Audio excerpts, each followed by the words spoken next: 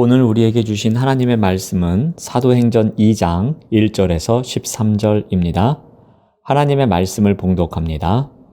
오순절 날이 이미 이름에 그들이 다 같이 한 곳에 모였더니 호련히 하늘로부터 급하고 강한 바람 같은 소리가 있어 그들이 앉은 온 집에 가득하며 마치 불의 혀처럼 갈라지는 것들이 그들에게 보여 각 사람 위에 하나씩 임하여 있더니 그들이 다 성령의 충만함을 받고 성령이 말하게 하심을 따라 다른 언어들로 말하기를 시작하니라.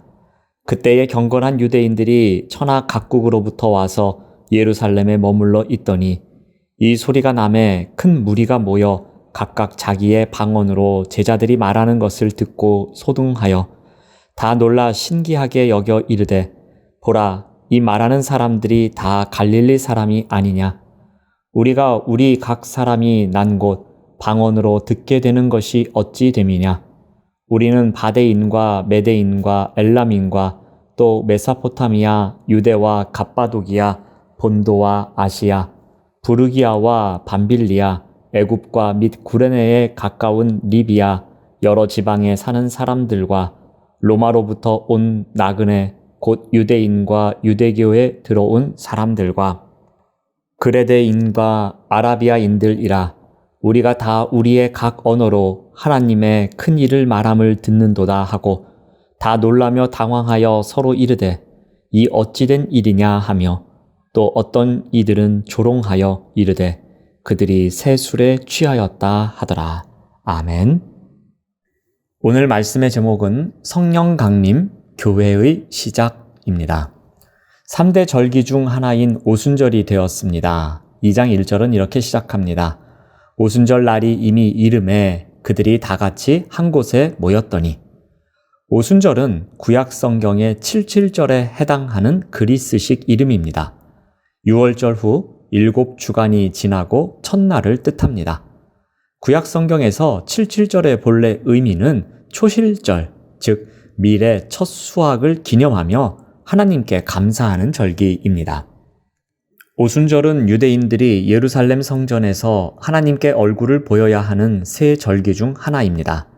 순례객 중에는 팔레스타인 외 지중해 각 지역으로부터 온 디아스포라 유대인들도 포함되어 있었습니다. 이러한 때에 12사도를 비롯한 120여 명의 제자들이 다 같이 한 곳에 모였습니다. 그들이 모여 있었던 이유는 주님의 말씀을 지키기 위함이었습니다. 주님은 승천 직전에 제자들에게 예루살렘을 떠나지 말고 내게서 들은 바 아버지께서 약속하신 것을 기다리라고 말씀하셨습니다. 어떤 일이 생깁니까? 주님은 기도로 기다리던 120여 명의 제자들을 성령의 첫 열매로 삼으셔서 이 땅에 교회를 세우십니다. 이때 일어난 현상을 다음과 같이 설명합니다. 2절에서 3절 말씀을 보면은 호련히 하늘로부터 급하고 강한 바람 같은 소리가 있습니다. 그들이 앉은 온 집에 가득합니다. 마치 불의 혀처럼 갈라지는 것들이 그들에게 보여 각 사람 위에 하나씩 임하여 있었습니다. 예수를 그리스도라고 고백하는 사람 모두가 성령을 받습니다. 성령이 임재하실 때 급하고 강한 바람이 불었고 그들 머리 위에 불의 혀처럼 갈라지는 것이 보였습니다. 바람과 불 모두 성령의 임재를 상징합니다. 성령 충만함을 받은 제자들은 이제 어떻게 합니까?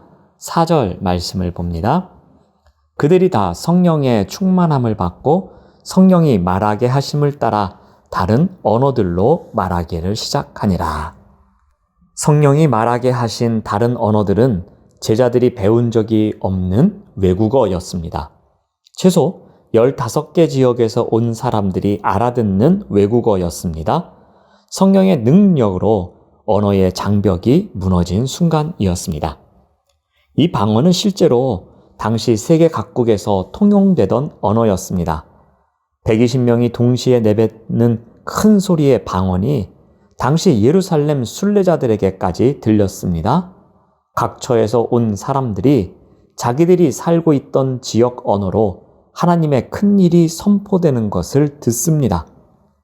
각국에서 예루살렘으로 온 경건한 사람들은 제자들이 각국의 방언으로 말하는 것을 듣고 어떻게 반응을 보입니까? 제자들이 방언하는 것을 듣고 사람들은 모두가 다 깜짝 놀랍니다. 그리고 신기하게 여깁니다. 이 말하는 사람들이 다 갈릴리 사람이 아니냐? 우리 각 사람이 난 곳 방언으로 듣게 되는 것이 어찌 됨이냐 하면서 놀라합니다. 그들은 제자들이 전하는 메시지에 놀란 것이 아니라 그들이 무시해 마지 않는 갈릴리 촌동네 사람들이 한 번도 경험해보지 못한 세계의 각국 언어를 기적적으로 말한다는 사실 그 자체에 놀란 것입니다. 더군다나 제자들이 말하는 내용이 어떤 것이었습니까? 11절 말씀을 보면은 우리가 다 우리의 각 언어로 하나님의 큰 일을 말함을 듣는도다. 제자들은 성령의 강력한 임재 앞에서 하나님의 큰 일을 전파하고 있습니다. 그들은 오직 예수 그리스도의 십자가 희생과 부활을 외치고 있습니다. 하나님께서 세상을 이처럼 사랑하셔서 독생자를 보내셨습니다. 구원 얻을 유일한 이름을 주셨습니다. 그래서 주 예수 앞으로 나오라고 외치고 있습니다. 그들은 성령 충만한 가운데 세상을 향하여 복음을 외치고 있습니다. 거룩을 사모하고 하나님과의 관계가 바르게 되기를 갈망하는 마음으로 복음을 선포하고 있습니다. 성령 강림 이후 제자들의 모습은 이전과는 완전히 달라졌습니다. 예수님께서 십자가 고난과 부활 이후의 일들을 말씀해 주실 때 도무지 이해하지도 못했습니다. 무지한 제자들의 모습은 이제는 온데간데 없어졌습니다. 성령이 임재하시는 순간 주님의 말씀이 무슨 말씀이었는지 이해하기 시작합니다. 예수님은 승천하시면서 말씀하셨습니다. 오직 성령이 너희에게 임하시면 권능을 받고 증인이 될 것을 말씀하셨습니다. 그 명령을 준행할 능력을 부어주신 것이 바로 오늘 본문인 오순절 성령 강림입니다. 성령이 임하여야 제자들이 권능을 받아 용감하게 복음을 전하여 하나님 나라를 세워나갈 것이기 때문입니다. 실제로 제자들은 성령을 받기 전에는 두려워서 복음을 전하지 못했습니다. 오순절 성령 강림을 시작으로 담대하게 복음을 전했습니다. 성령의 초자연적인 능력으로 제자들이 복음을 전하기 시작한 것입니다. 바로 교회의 시작이었습니다. 성령이 함께하는 제자들은 복음을 외치며 교회의 시작을 알리고 있습니다. 교회는 이 땅에 그리스도께서 남기신 가장 소중한 존재입니다. 이와 같은 교회가 성령 강림과 함께 시작되었습니다.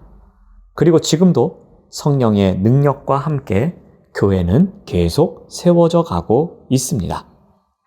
우리 교회 또한 그 어떤 것보다 성령의 능력이 이끌어가는 교회가 되어야 할 것입니다.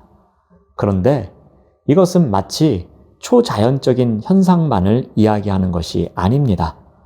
성령의 권능에 힘입어 복음을 전하는 담대한 삶을 살아내는 사람들이 많아지는 것을 이야기합니다. 성령의 권능에 힘입어 이 시대에 필요한 복음의 능력을 살아내는 성도들이 많아지는 것을 의미합니다.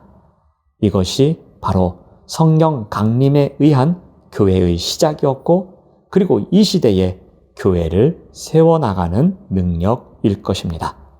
사랑하는 여러분, 성령이 함께하는 제자들이 복음을 외치며 교회의 시작을 알렸던 것처럼 우리 또한 이 시대에 성령님과 동행하는 가운데에 제자된 삶을 살아가며 복음을 외치며 살아가는 우리 모두가 되시기를 바랍니다. 기도하겠습니다. 하나님 감사합니다. 이 시대에 우리와 함께 하시는 성령의 능력에 힘입어 우리가 제자로서 부끄럼 없이 살아가도록 인도하여 주시옵소서. 무엇보다도 교회를 세워가기 위해 복음을 외치며 살아가는 우리 모두가 될 수 있도록 인도하여 주시옵소서. 예수님의 이름으로 기도드립니다. 아멘.